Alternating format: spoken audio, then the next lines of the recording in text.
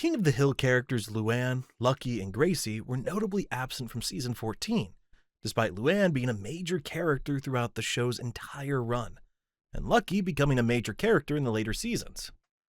Outside of a brief appearance and family photos, none of them appear on screen in season 14. No one even mentions them directly. Naturally, fans began speculating about what had happened.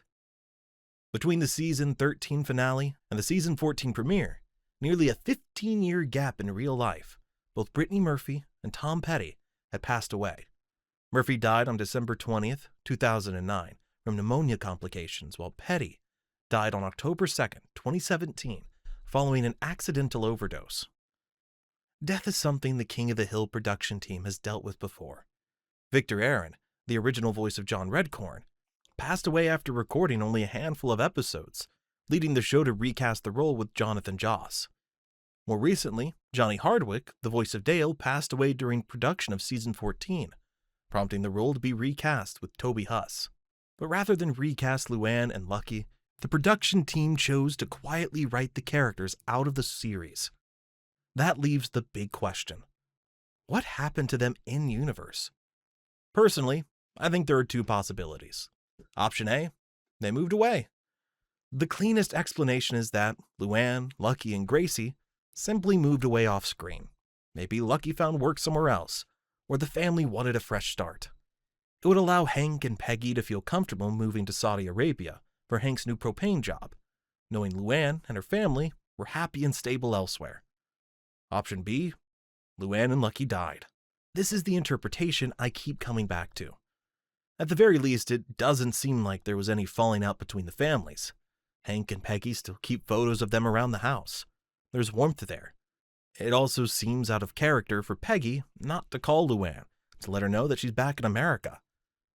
The reason I find myself gravitating towards option 2 is because King of the Hill has never shied away from death. When Buckley died, it completely shattered Luanne. First came denial and anger, then grief. Later, she even believed she experienced a spiritual encounter with Buckley's angel that changed her life. The show treated that pain sincerely. Hank has also wrestled with his own mortality throughout the series. He's dealt with health scares, fear of death following a propane explosion, and eventually the death of Cotton. This is a show grounded in ordinary life, and death is part of ordinary life. So I don't think it would be outside the show's DNA to let major characters pass away.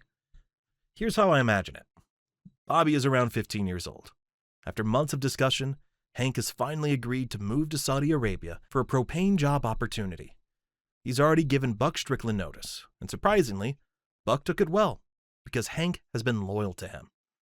One evening, Hank is at a Cowboys game. As he pulls away from the stadium, his phone finally reconnects to his signal. 20 missed calls from Peggy. Peggy? I saw you called. Sorry about my phone. Didn't get much signal at the stadium. Peggy? Hank, I have something to tell you, and it's not easy to say. It's Luanne and Lucky. They're gone, Hank.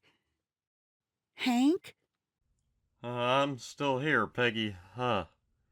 What happened? A gas leak.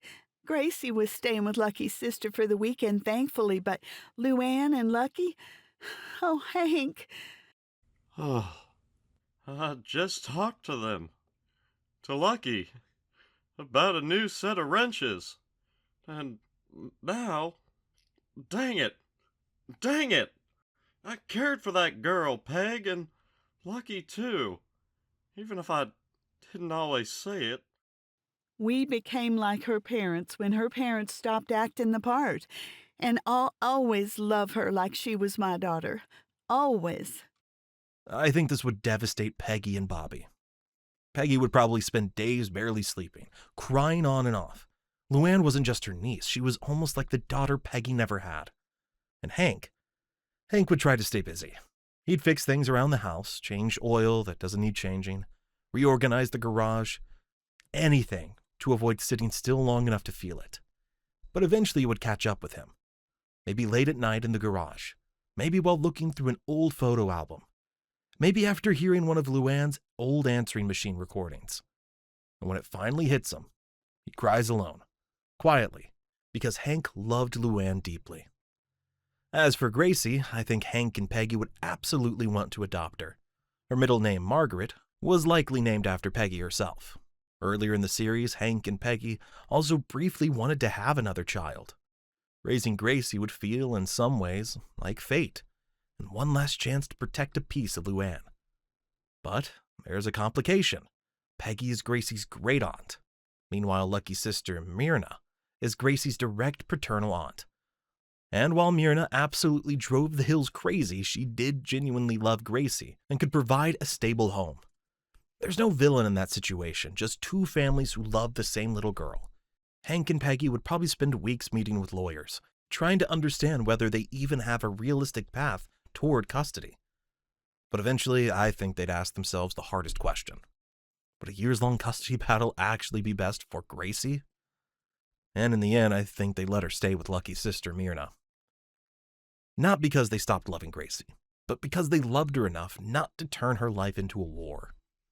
Hank and Peggy would still go to Saudi Arabia, but not without pain. Before leaving, Hank would probably make a quiet promise to Luann and Lucky that Gracie would always have family waiting for her in Arlen. Maybe they start a college fund for her. Maybe Gracie spends summers with them. Maybe one day Gracie sits in the Hill living room in a future season, hearing stories about her mother, stories from the people who loved Luann most. And maybe that's how the Hills keep a part of her alive.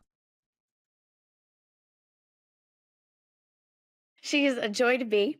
She's bright and she lightens up all the dark corners of my head. She comes from the brightest, most corner of my brain.